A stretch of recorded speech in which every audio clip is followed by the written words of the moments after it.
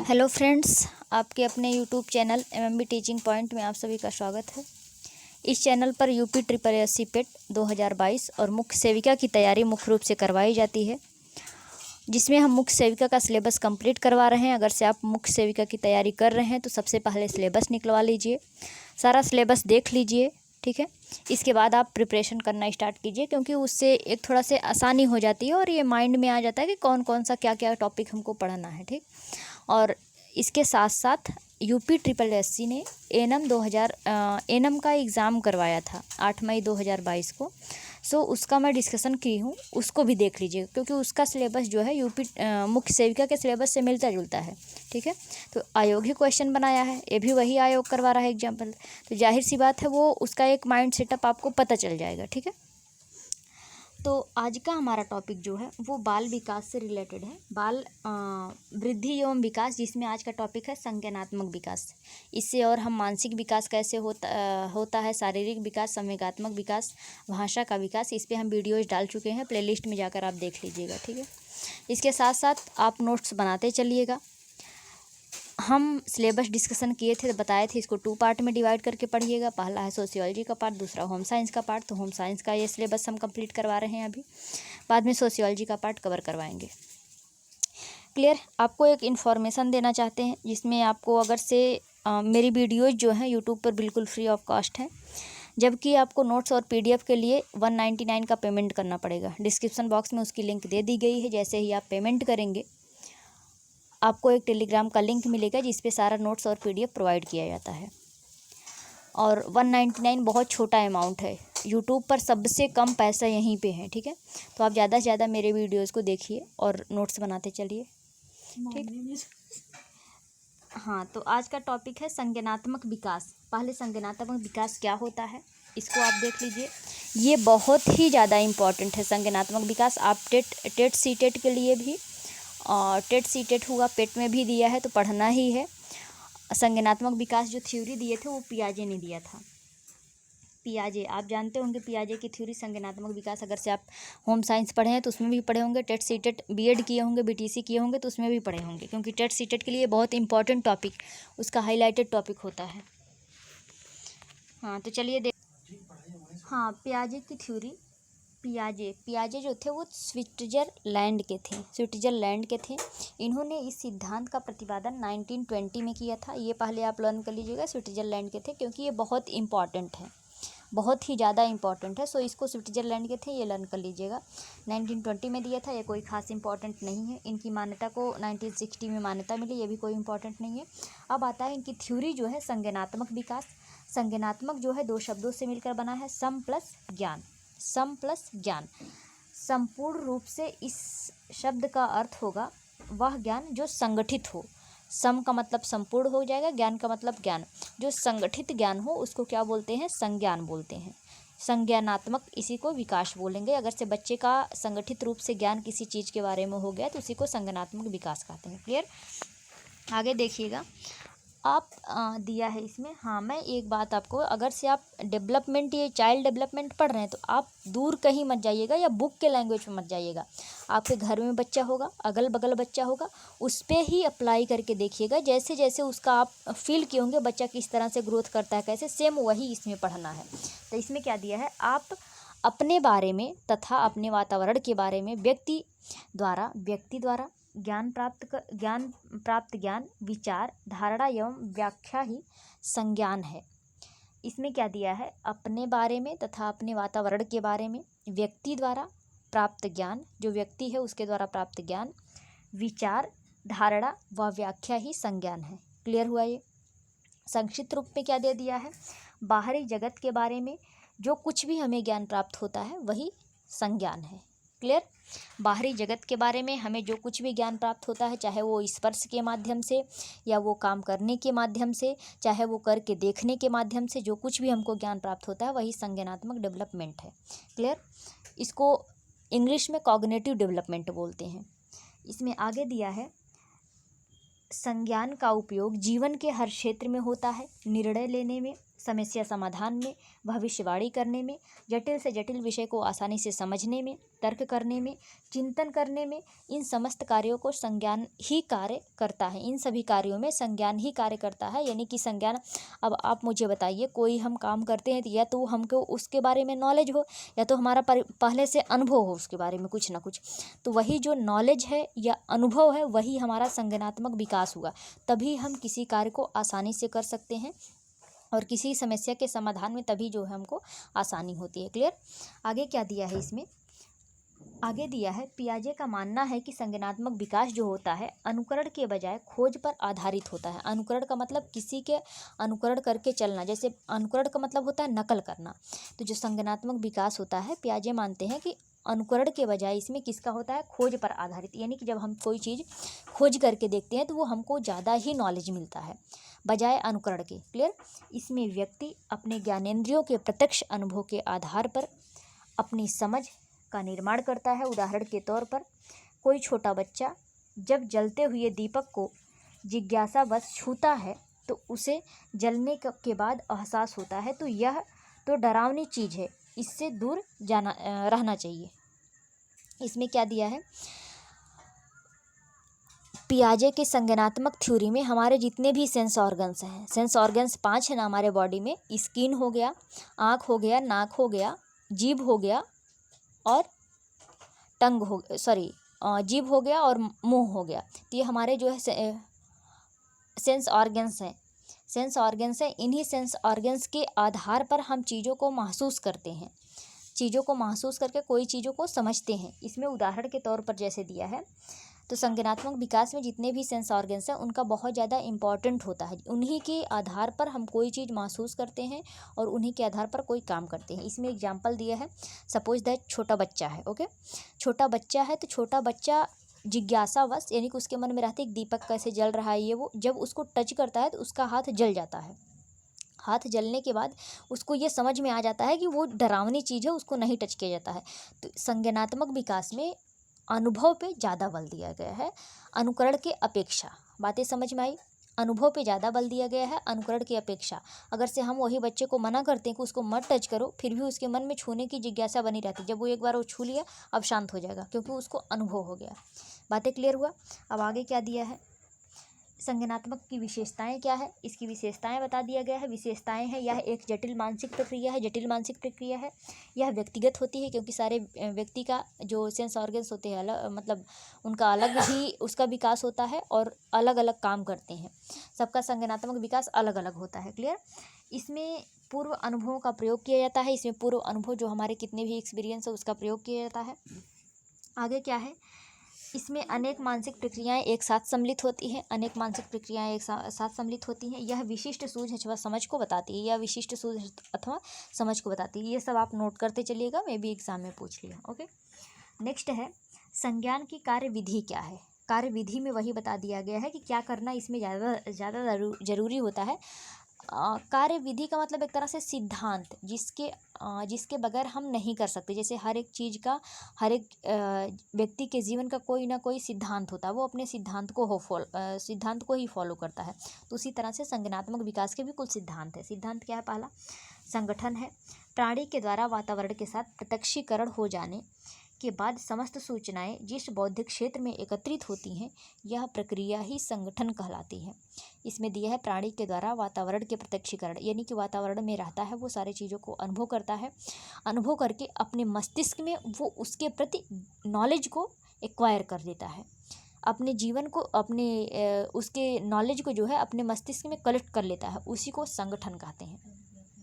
समझ में आए। जैसे हम सपोज दैट हम ABCD हमको पढ़ना है ऐसे लेकर जेड तक के, तो हम सारे जितने भी लेटर्स हैं उनको लर्न करके अपने मस्तिष्क में उसको बैठा लेते हैं। तो वही उनको बैठा लेना ही वही संगठन कहलाता है। क्लियर हो गया। नेक्स्ट है अनुकूलन। अनुकूलन का मतलब होता है किसी के अकॉर्डिंग चलना, किसी को फॉलो करना। फॉलोवर्स को ही अनुकरण करना बोलते हैं। क्लियर। इसमें क्या दिया गया है, इसमें दिया गया है वातावरण के साथ अपना संबंध स्थापित करना अनुकूलन कहलाता है। यह 2 प्रकार का होता है।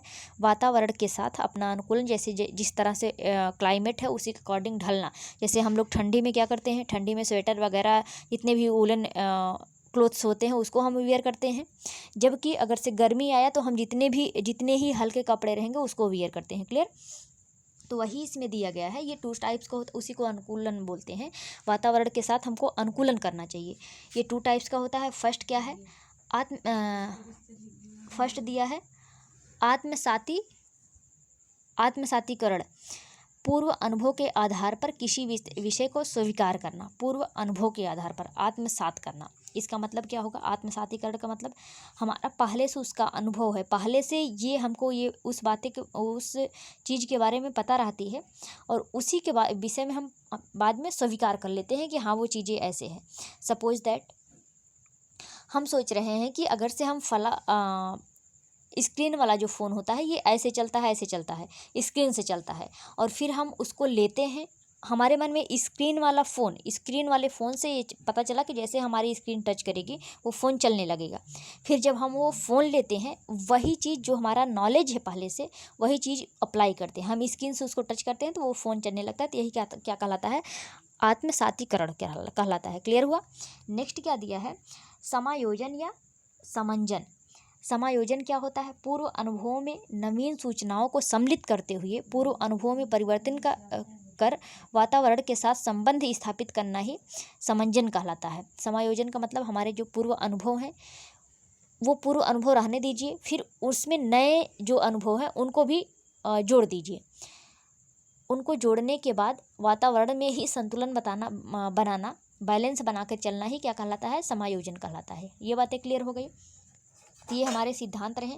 पहला सिद्धांत जो रहा वो संगठन का सिद्धांत, दूसरा अनुकरण का। अनुकरण में 2 हैं, आत्मसातीकरण है और समायोजन है। आत्मसातीकरण वो होता है पहले से किसी चीज़ के बारे में हमको नॉलेज रहता है, उसी के अकॉर्डिंग हम बिहेव करते हैं। सपोज दैट पुलिस है, पुलिस का नाम सुनते ही हमारे माइंड में ये बना हुआ है कि पुलिस जो होती है वो मारने वाली होती है या डांटती है। तो उनको देखकर जैसे ही हम देखते हैं ये बना हुआ है कि मारने वाली होती, तो हम डर जाते हैं। तो यही आत्मसातीकरण हुआ। जबकि समायोजन क्या हुआ? समायोजन यही हुआ कि जैसा हमारा पूर्व अनुभव है, सपोज दैट पुलिस के बारे में हमको पूर्व अनुभव है कि वो ऐसे मारता डांटता है, फिर कोई और बगल से बता दिया कि नहीं जी कुछ पुलिस अच्छे भी होते हैं, तो उसी के अकॉर्डिंग हम उनके साथ बिहेव कर रहे हैं। तो वही क्या कहलाता है? सामंजस्य कहलाता है या समायोजन कहलाता है। क्लियर हुआ। अब नेक्स्ट क्या दिया है? अब पियाजे की थ्योरी, इन्होंने अपने जब थ्योरी दिए थे, अपना जब सिद्धांत दिए थे, संज्ञानात्मक सिद्धांत जो दिए थे, तो वो बच्चों के एज के अकॉर्डिंग उसको 4 पार्ट में डिवाइड किए थे। कितने पार्ट में?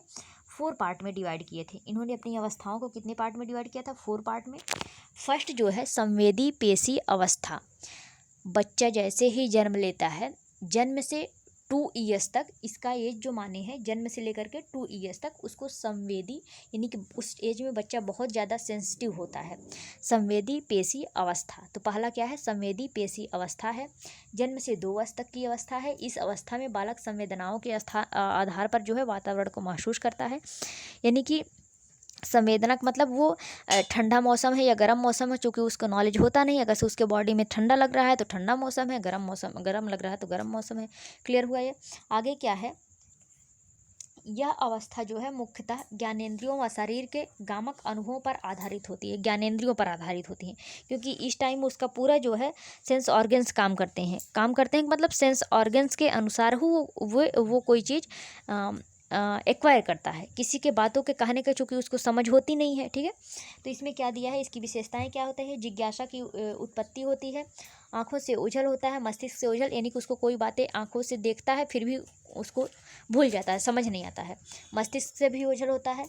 अनुकरण की प्रवृत्ति होती है, यानी कि कोई बच्चा अगर से अनुकरण की प्रवृत्ति देखेंगे, वो अपनी मम्मी का अनुकरण करेगा, पापा का अनुकरण करेगा।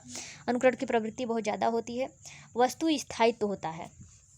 वस्तु स्थायित्व का मतलब जैसे जब बच्चा देखता है कि मम्मी साड़ी पहनी है, ठीक है, मम्मी साड़ी पहनी है, तो जब भी कोई साड़ी वाली औरत को देखेगा तो वो बोलेगा कि मेरी मम्मी है। तो ये उसके मस्तिष्क में क्या होता है? अस्थायित्व वाला गुण होता है। क्लियर। वस्तु प्रत्यक्ष रूप से होती है, ये अस्थायित्व वाला गुण। ओके। नेक्स्ट क्या है? पहला हमारा संवेदी पेशी अवस्था बताएं। दूसरा क्या है? पूर्व क्रियात्मक अवस्था। पूर्व क्रियात्मक अवस्था ये आपको लर्न करना पड़ेगा। ये 2 से लेकर के 7 ईयर्स तक होता है, 7 ईयर्स तक, 2 to 7 ईयर। ओके। इसमें क्या होता है? इसको 2 पार्ट में डिवाइड किया गया है। पहला क्या है? पूर्व संप्रयात्मक काल, पूर्व संप्रयात्मक काल। दूसरा क्या है? अंतःप्रज्ञ चिंतन काल, ये ज़्यादा नहीं पूछेगा, बस केवल आप इतना ही लर्न कर लीजिएगा। पूर्व क्रियात्मक अवस्था जिसका एज जो माना जाता है वो 2 to 7 माना जाता है। ओके, इसमें दिया है इस अवस्था में तार्किक चिंतन की पूर्व जो क्रियाएं होती हैं वो पूर्ण रूप से विकसित नहीं हो पाती हैं। जब 2 के बाद बच्चा 3 ईयर में जाता है तो क्या है, उसके सोचने समझने की जो क्षमता होती है वो विकसित होने लगती है, लेकिन वो पूर्ण रूप से विकसित नहीं हो पाती है। वो तर्कहीन चिंतन करता है, यानी कि कोई बात बोलता है तो बिना लॉजिक के बोलता है। एक खोज की अवस्था, जैसे अगर से वो चंद्रमा ऊपर चाँद देखता है तो वो पूछता है कि चाँद क्यों उगा है, या किस लिए आया है, कब कब रहता है, या टिमटिमाते तारों को देखता है तो उसके बारे में वो जानने की कोशिश करता है। क्लियर। आत्मकेंद्रित गुण का उदय होता है इस टाइम में। और सामाजिक कार्य में रुचि, यानी सामाजिक कार्यों में, जैसे बच्चों के साथ जैसे खेल, पड़ोसी के जो बच्चे उसके हमजोली होते हैं उनके साथ ज़्यादा टाइम स्पेंड करना वो ज़्यादा अच्छा समझता है। सामाजिक गुण विकसित होते हैं। तो ये हमारा हो गया पूर्व क्रियात्मक अवस्था। नेक्स्ट क्या है, मूर्त संक्रियात्मक अवस्था। ये 7 ईयर्स से 11 ईयर्स तक मानी जाती है। इसमें 12 दे दिया है, 11 ईयर्स तक मानी जाती है। ओके, 11 वर्ष तक मानी जाती है। इसमें क्या होता है, अब जैसे ही बच्चा 7 ईयर्स तक होता है तो जाहिर सी बातें हैं उसके मस्तिष्क में उसका जो डेवलप होता है, माइंड का ग्रोथ होता है, वो अपेक्षाकृत पहले की अपेक्षा ज़्यादा हो जाता है। वस्तुएं मूर्त रूप से उपस्थित पर अमूर्त चिंतन, जैसे अगर से कोई वस्तुएं हैं वो लॉजिकली बात करने लगता है। सपोज दैट उससे बोला गया है कि आलू है, ये आलू जैसे ही सेब जैसे ही टमाटर होता है, तो वो माइंड में अपने सोच लेगा कि जब सेब लाल है तो शायद टमाटर भी लाल होता है, क्योंकि हमने ये बताया कि सेब जैसे टमाटर भी होता है। हमने ऐसे बताया, तो सेब तो मूर्त है, सेब वो देख रहा है लेकिन टमाटर को नहीं देख रहा, तो अपने माइंड के आधार पर वो सोच लेगा कि इसका मतलब टमाटर भी वैसे होता है। अब हम दूसरा एग्जाम्पल देते हैं। बर्फ़ी मीठी होती है, ठीक है, बर्फ़ी मीठी होती है, सारी मिठाइयाँ जो है मीठी होती है। तो जब हम बर्फ़ी तो वो देख रहा है, इसके साथ साथ अगर से कोई और मिठाई देखेगा, जैसे अगर से कोई और मिठाई का नाम हम उसको बता देते हैं, लड्डू पेड़ा जो कुछ भी बता देते हैं, तो उसके माइंड में आएगा कि ये भी मिठाई जो है मीठी ही होगी। क्लियर हुआ। तो ये क्या होगा, इसी को बोलते हैं मूर्त से अमूर्त की ओर सोचने लगता है। यानी कि जो चीज़ें प्रेजेंट है उसके बारे में तो वो देख रहा है, लेकिन जो नहीं है वैसे ही उसी से रिलेटेड चीज़ें हैं तो उसके बारे में भी सोचने लगता है। क्लियर। नेक्स्ट क्या है, अविलोमिता का विकास। इसमें अविलोमता का विकास हो जाता है, प्रारंभिक बिंदु तक पहुंचना, यानी कि वो अविलोम तक मतलब वो कोई फर्स्ट पॉइंट है, फर्स्ट पॉइंट से लेकर के वो लास्ट पॉइंट तक पहुंचने की कोशिश करता है। ये गुण उसमें विकसित हो जाता है। संरक्षण का मतलब अपने बचाव का सिद्धांत, अपने बचाव के लिए बच्चे जो है कोशिश करने लगता है, उसमें इतने बुद्धि जो है विकसित हो जाती है। तार्किक गुणता का विकास, यानी कि वो अब जो है लॉजिकल बातें करने लगता है।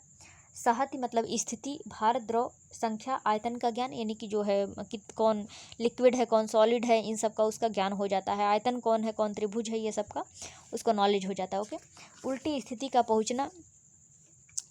पहुंचना, ये सब उसको नॉलेज हो जाता है। यानी कि ये जो होगा ये मूर्त संक्रियात्मक अवस्था होगा। अब क्या आता है, मूर्त संक्रियात्मक अवस्था के बाद जो चौथा आता है वो औपचारिक क्रियात्मक अवस्था आता है। ये 11 से स्टार्ट होता है, जितने भी हुआ 11 से लेकर के वो बाद की जो भी अवस्थाएं हैं वो औपचारिक संक्रियात्मक अवस्था है। ये बातें क्लियर हुई। अब इसमें क्या होता है, अब जाहिर सी बात है, आप सोच लीजिए जब 11 साल से बच्चा ऊपर के गया तो उसमें क्या क्या ग्रोथ होंगे, वो आप अपने से ही सोचिए, फिर पढ़ के देखिए इसमें क्या है। जाहिर सी बात है बच्चे के जो है ज़्यादा से ज़्यादा उसका माइंड का डेवलप ज़्यादा से ज़्यादा हो जाता है। वो बहुत खोज प्रवृत्ति का हो जाता है। जैसे अब कोई चीज़ों को जो है खोजने की कोशिश करता है, वो खुद करके सीखने की कोशिश करता है। जैसे इसमें पियाजे के अनुसार बालक मूर्त चिंतन की अमूर्त चिंतन की योग्यता या मूर्त चिंतन की योग्यता का मतलब वो खोज की प्रवृत्ति हो जाती है। वैज्ञानिक तर्कों के आधार पर दूसरी चीज़ों को खोजने लगता है। 11 वर्ष के आसपास प्रारंभ हो जाती है। औपचारिक क्रियात्मक अवस्था के दौरान वैज्ञानिक जिस प्रकार से समस्या का समाधान करता है उसी प्रकार से बालक भी करने लगता है। ठीक है, बालक भी करने लगता है। बालक उसी प्रकार विषयों के संबंध में खोज करने व तर्क लगाने लगते हैं। इस अवस्था में बालक क्रियाओं पर अधिक ध्यान देता है। दूसरे शब्दों में इस अवस्था में बालक को विचार करने के लिए मूर्त वस्तुओं की आवश्यकता नहीं पड़ती है। इस अवस्था में बालक अमूर्त बातों के बातों के संबंध में तार्किक चिंतन करने की योग्यता रखता है। यानी कि वो अपने अपने उसको लिए किसी एग्जाम्पल की ज़रूरत नहीं पड़ती है, वो खुद खोजी प्रवृत्ति का हो जाता है बच्चा और तरह तरह वस्तुओं को खोजता है। और अगर से किसी समस्या का समाधान भी करता है तो वो लॉजिकल टाइप से वैज्ञानिक आधार पर करता है। बातें क्लियर हुआ?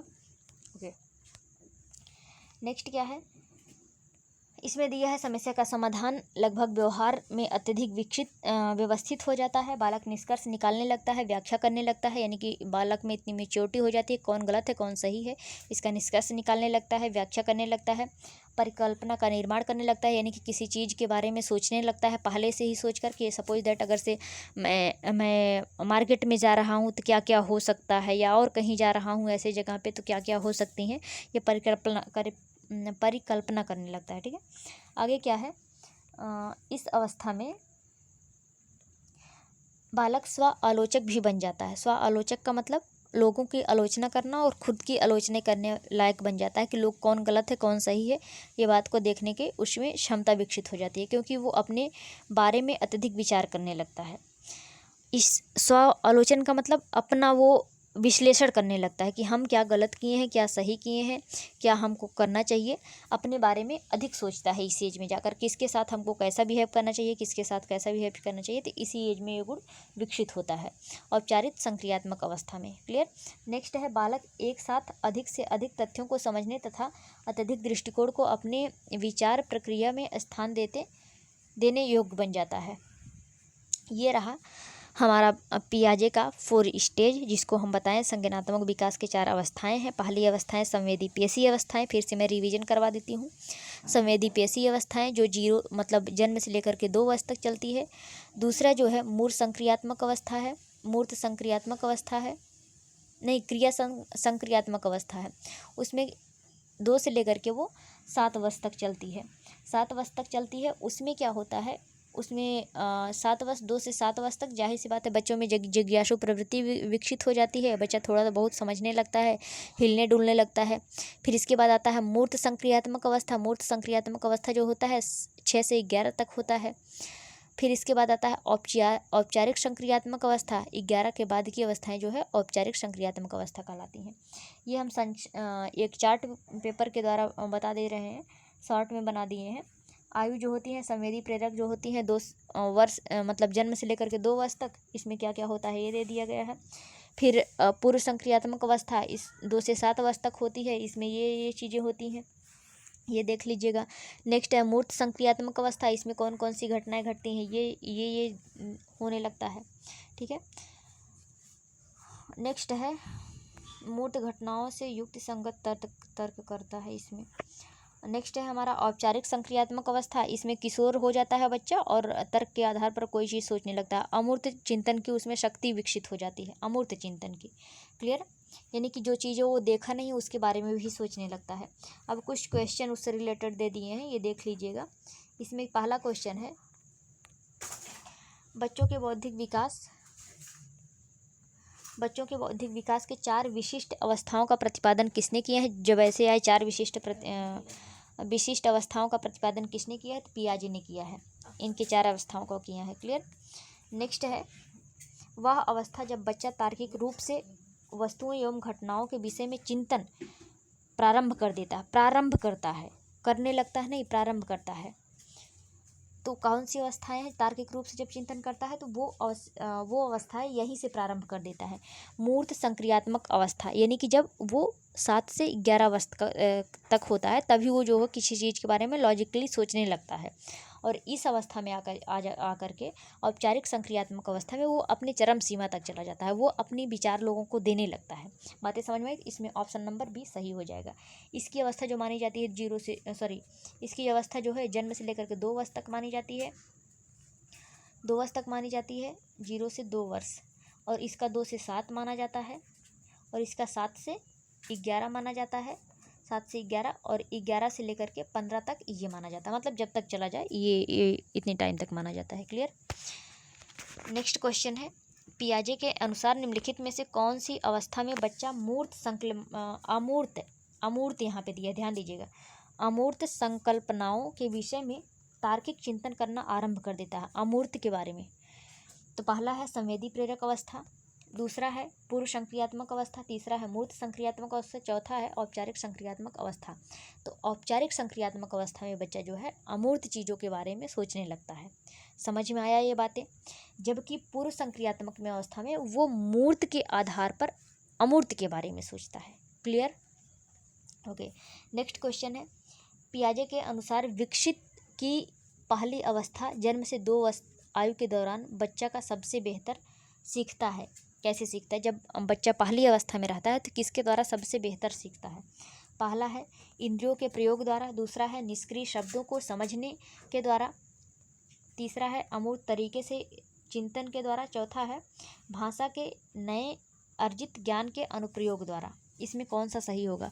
तो पहला जो है, दूसरा जो है निष्क्रिय शब्दों, 2 अवस्था को कोई शब्द समझ ही नहीं सकता, दूसरा गलत हो जाएगा।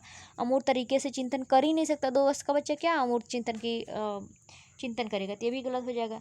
नए भाषा ज्ञान अर्जित कर पाएगा 2 साल का बच्चा, तो ये भी गलत हो जाएगा। वो इंद्रियों के माध्यम से सीखता है। पहला ऑप्शन जो है इसमें सही हो जाएगा। Okay, 1 second. यस, पहला आंसर सही हो जाएगा।